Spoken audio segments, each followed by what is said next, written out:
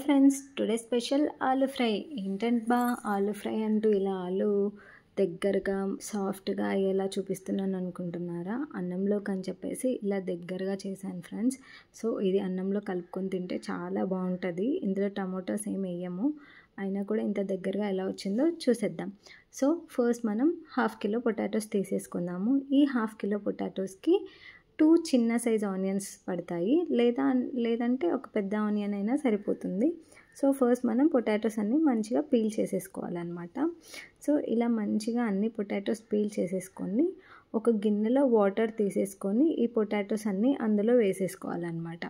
So ఇలా పొటాటోస్లో ఉన్న మట్టి, స్టార్చ్ అంతా పోతుంది. సో ఇలా పొటాటోస్ని వాటర్లో ఎక్కువసేపు ఒక 5 to 10 minutes అలా నానబెట్టడం వలన పొటాటో కూర అనేది దగ్గరగా సాఫ్ట్గా అవుతుందన్నమాట, క్రిస్పీగా క్రంచీగా రాకుండా.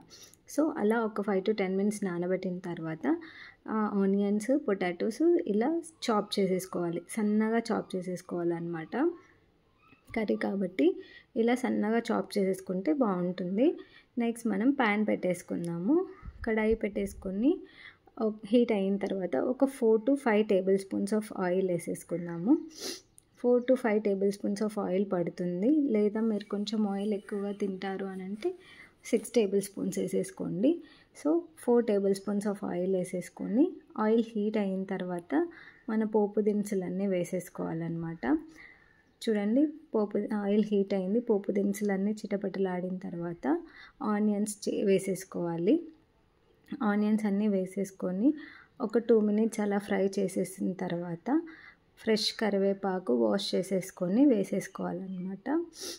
సో ఇలా ఫ్రెష్గా కడిగి పెట్టుకున్న కరివేపాకు వేసేసుకొని మంచిగా ఫ్రై చేసేసుకొని ఆనియన్స్ కాస్త దగ్గర పడిన తర్వాత, కంప్లీట్ బ్రౌనిష్ అవ్వాల్సిన అవసరం లేదు, ఆనియన్స్ కొంచెం దగ్గర పడిన తర్వాత పొటాటోస్ అన్నీ వేసేసుకోవాలన్నమాట.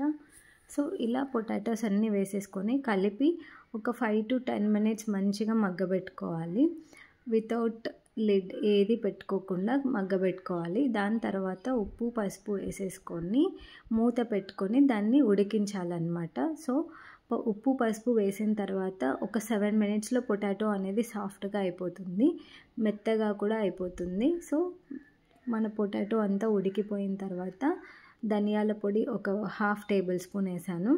నెక్స్ట్ కారం, వెల్లుల్లి, కొబ్బరి, కారం వేసేసి కలిపేసి ఒక 3 to 4 minutes మగ్గబెట్టుకుంటే సరిపోతుంది.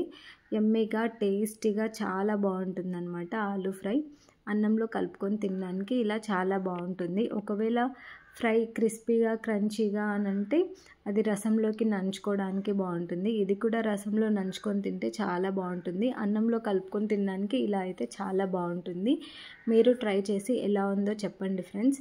Thanks for watching.